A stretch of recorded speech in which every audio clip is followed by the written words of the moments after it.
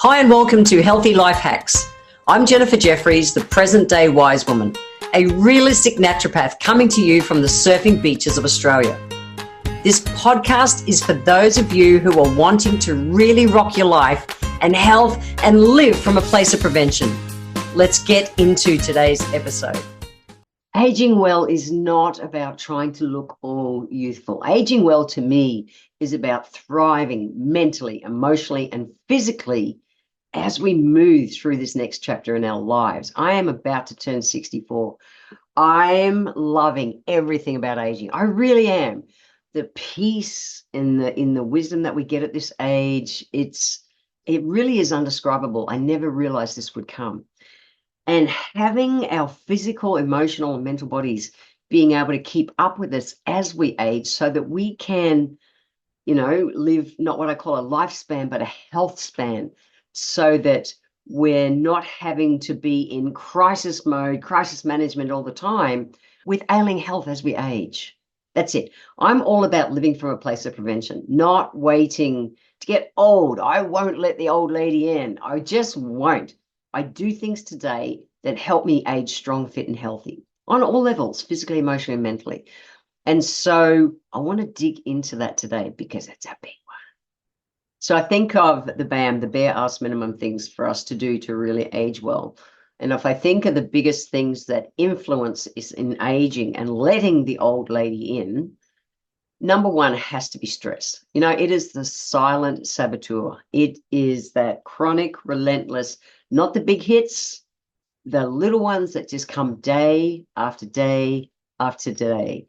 They tax us in ways that we're not even realizing it. And it's like all of a sudden it sneaks up on us. Wow, I've gained too much weight, or wow, my heart's not happy, or wow, my sleep is really crap and I'm dragging my ass all day.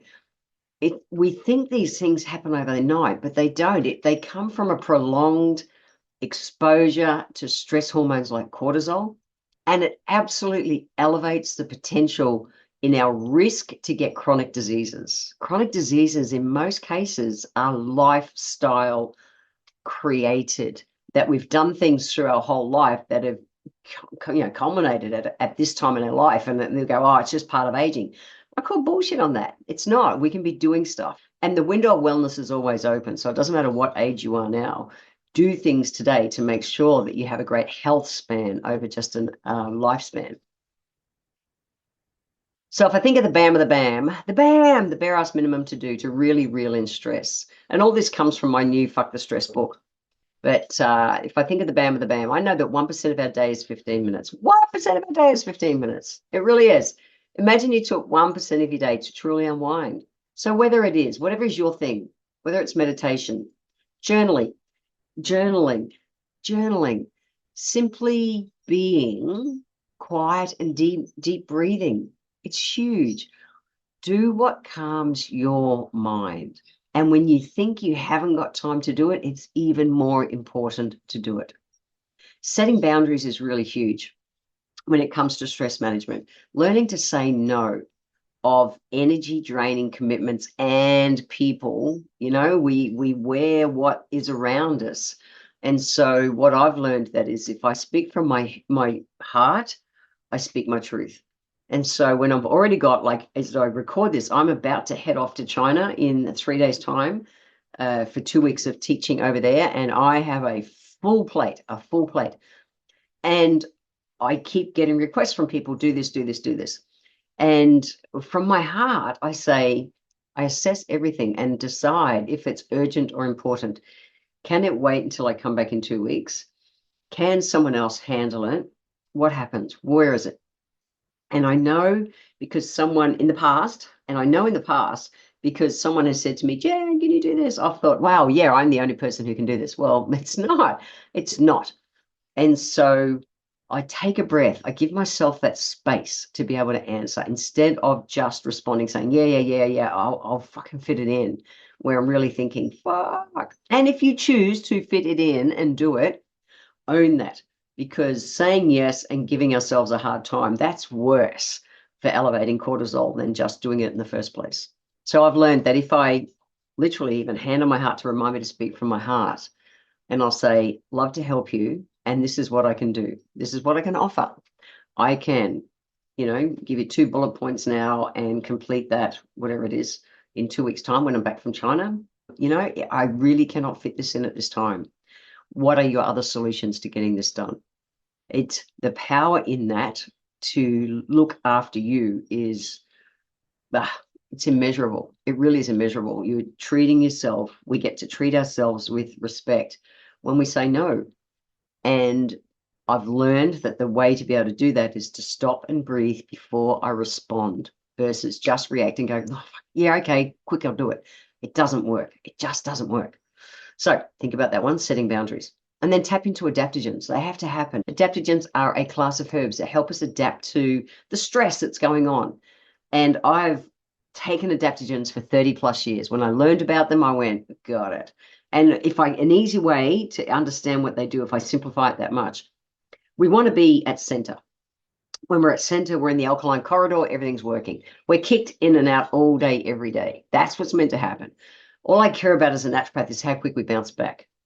Okay, so coming from a place of prevention, not waiting to get stressed out. I take adaptogens in advance. I just do. And so if I take them in advance, when I am presented a stress of some description, I'll get kicked out of the alkaline corridor. However, I don't get kicked as far and I bounce back faster. That's the gold. That's the absolute gold. Okay, so it's really worth coming from a place of prevention and not waiting to get kicked as far off center and coming back to center faster. That's preventative care. And then the last one is to adapt a let it go mindset. So this is where, something doesn't go the way that we plan. One of my mentors said to me, Jen, being angry and hanging on to that kind of thing for something that happened, whether in my childhood or recently or whatever, it doesn't matter when it was, is like drinking poison and expecting the other person to die. We get sick out of it. And so having that let go mindset and practicing what I've learned to be radical forgiveness, I'm able to focus on what I can control, and which is in particular is always my response to what's going on. And it keeps my peace. Versus when there's something eating at me and it's in the back of my brain going, fucking whatever, that's useless. That is taxing me. It's keeping my cortisol elevated. I am putting myself in an earlier grave. And most times when something has happened, that other person has no consciousness that they have upset you to that extent. Or they may, but they may not. Generally, they've moved on and we're still locked in it. So that's a big one for me. Just, I love to practice radical forgiveness, whatever it is that goes on. I think I'm looking after me. I'm looking after me. That's it. Because that at the end of the day is what we can control. So managing our stress really proactively, we don't just feel better day to day. We absolutely help to protect our body from those long-term impacts of stress that totally lets the old lady in. I'm not going to let the old lady in. Number 2, nourishment is not negotiable. And nourishment is that we really are what we eat. Okay, so the foods, not just the foods, the environment, sit and scroll negative social media, sit and brain out on Netflix when being in bed could be helping you better.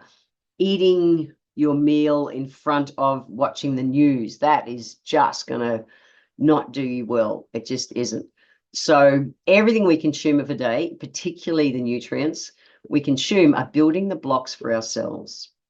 And the energy levels, that resilience to be able to just hang in there and flourish is determined by what we feed ourselves physically, emotionally, and mentally. So if I think about the physical things, in Fuck the Stress, I talk about how we want to choose whole foods. We want to eat close to nature 80% of the time. 80% of the time, not 100% of the time. 80% of the time. So we want to, reduce or eliminate processed foods, prioritize your good fruits and veggies, your good lean proteins, your good healthy fats. The world won't end. Sunday night, I had pizza and a beer and I loved it. However, it was homemade pizza on a wholemeal crust and all really good toppings. And I loved it so much. It was still close to nature. So we can do it. We can do it. That's one, close to nature 80% of the time. Stay hydrated. There can never be enough said about having good hydration in our body. And so proper hydration supports all of our body systems from digestion right through to brain function. 33 ml per kilo per day of water per body weight of water is not negotiable. And skip the ice. I've done plenty of podcasts on that, but skip the ice. Our gut is like a great big crock pot, hot pot. Putting cold ice in all the time just puts the fire out. Food stews instead of digesting. You won't even pick up the nutrients that you're wanting to pick up. So hydrate your body effectively. Room temp or warm water is best. And remember, herb teas count as water too. And we want to supplement smartly. So depending on our lifestyle, the reality is sometimes you might need to take some omega-3s. Omega-3 essential fatty acids. I take flaxseed oil most days. As much as I eat flax seeds ground up in different, I'll put them in my nutrition shake and stuff like that. I know the importance of omega-3 for brain health, heart health, everything health. And so I do supplement with an omega-3. Digestive enzymes. If you're not going to eat something like kiwi fruit at least 5 days a week to keep your digestive system, your upper gut, really healthy in that way, think about doing it, or otherwise get yourself a good digestive enzyme supplement. Sometimes we need a supplement.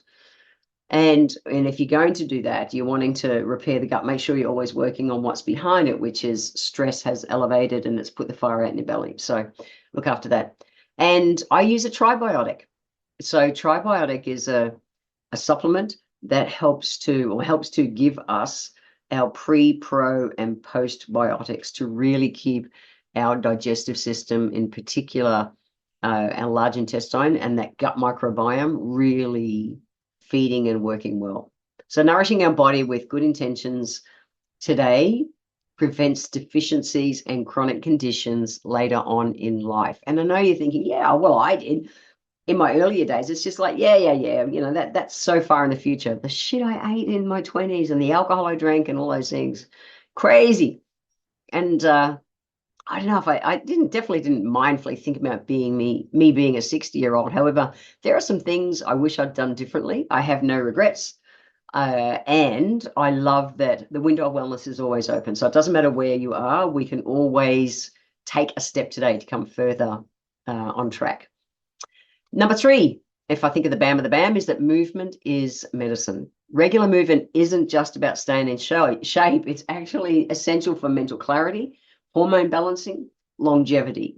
It's all about, I learned the importance of doing weight-bearing exercise to help convert protein into lean muscle, to be able to squash the circulatory system and pump blood to my brain to prevent Alzheimer's. I learned that 30 years ago. Have you ever wondered how your life could have been different if you'd had access to this type of content at a younger age? Look, this is why I need your help. I'm working to build the #1 platform that gives real and easy to integrate healthy life hacks and mindset to help you get well and stay well. This show only grows by word of mouth and new subscribers. It would mean the world to me if you could click the subscribe button right now, leave a 5-star written review, or drop a comment below. Share this episode with a friend and I would be forever grateful. Now, let's get back to this week's episode. Movement has so much in it. It's not about, hey, I'm going to go for a run today and lose a kilo this week. No, there is so much that we're doing that's essential to how our body works long term. So consistency is the key. Consistency over intensity. If people are doing, now I'm going to wait until I've got time to go for a 1-hour run versus going for 2 10-minute walks in the day, could be more useful. If our body is already tired and burned out, flogging yourself is not going to work. So things like a daily walk or a daily yoga session or some qigong or some tai chi, things like that are restorative to the adrenal glands versus flogging yourself. They just are. Keep it fun. Keep it fun. I am not a gym girl at all. I tried it in my younger years. So when I was about 40, I really gave it a good crack, but it's not my thing. I surf because surfing is fun and it's a fully functional, body functional exercise. And I still lift weights around it. However, I lift weights at home and I pay a trainer to train me over online so I can do it here at home because I'm not the gym person. So whatever kind of movement you choose to do, find a way or find something that's fun to you. That way you'll stick to it. Otherwise, stop, start, waiting to get the time to go to the gym is not going to happen. So many people, in fact, gyms count on people not using their membership. If everybody turned up who pays for a membership each year, they couldn't cope. They count on people not turning up because they know they won't. Very crazy. Stretch and recover. I have to admit, I'm not the queen of stretching. However, I am the queen of being in my sauna. So in my sauna, especially after a big surf session or something like that, I do things, and I've recently taken up Pilates to be able to really work with my body as well to help recovery. I want to be able to train harder and recover faster. So moving our body is vital, and it's that consistent movement that help keeps our body strong today and flexible as we age. One of the things with surfing is, like, for real, I want to make sure that I keep my balance. People get old, have a fall, and bloody die. It's an insane cycle. So I do things, you can't see it here, but here just out of my office there's a piece of wood, 4x2, so 4 inches by 2 inches, and we walk the plank. Every time I walk to my office, I walk the plank. I walk along it to keep teaching myself balance. They're little things, but they all add up. I want to be able to keep do all the adventures that I choose. I want to be able to travel well. I want to be able to be well as I age, strong, fit, and healthy. Number 4, sleep is our superpower. It just is. I bang on about sleep the most. The biggest thing I made change to in my life over the last 40 odd years, or 30 odd, nearly 40 years, is sleep. 5 nights a week. I am super disciplined with it. I just am, because I know, I learned early in my training how vital it is for repairing and rejuvenating our body. Poor sleep accelerates aging. That's the bottom line. If you want to, lose weight, get better sleep. If you want to get more energy, get better sleep. If you want to age slower, get better sleep. If you want a better immune system, get better sleep. If you want a better mental health, get better sleep. It's all there. It's all there. So what's the BAM of it? Create your sleep sanctuary. I sleep in a rainbow. I do. I have sheets and a doona cover that are rainbow tie-dyed with a great big red heart on them. I choose to be enveloped in love. I choose to. That's it. So it's said to be able to keep your bedroom cool with the fans. I'm not a fan of air conditioners, but on these hot summer nights we're having, I will use a fan to help circulate the air. Dark or darker, so that to help with things like natural melatonin production and our natural circadian rhythms is important. Invest in what for you is comfortable mattress and pillows and things. It's really worth it. Follow a routine when it comes to sleep. Go to bed, wake up at the same time every day, even on weekends. So we know that our adrenals need between 7 and 9 hours sleep a night. And every minute we're asleep before 10 p.m. is like bonus points, bonus points. You are really helping to recharge cortisol better the earlier you get to bed. So my routine, my wife and I, definitely 5 or 6 nights a week. We're in bed and asleep by 9. We get that hour extra buffer, but we're up about 4:30 at the moment this time of year to go surfing in the mornings. So we totally get our 7 hours sleep. So between 7 and 9 to be able to really look after cortisol. Look at your sleep hygiene. So, common sense stuff. Watching the amount of caffeine you have and alcohol before you go to bed, screen time, get off all those kind of things in advance. And aromatherapy.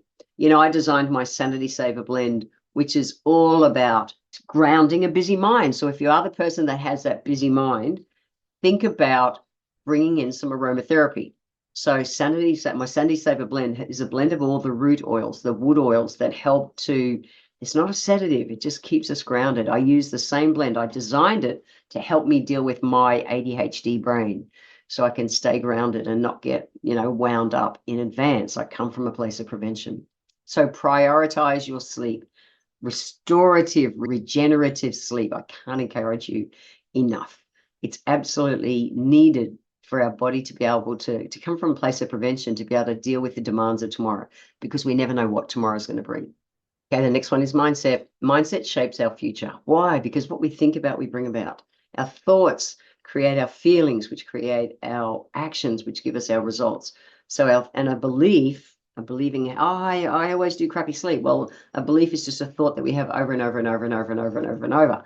That's what a belief is. So if we want different results, we need to start with our mind, create different beliefs, take different actions, and we get the different results. A positive growth-orientated mindset can reduce stress and enhance resilience and even influence our physical health, where a closed mindset can't. So what are some of the basics that I do? without a doubt, having an attitude of gratitude is a big one. So my wife and I, we end each day with sharing at least 3 gratitudes, and there's always a gift and a gratitude to find during the day. That's it.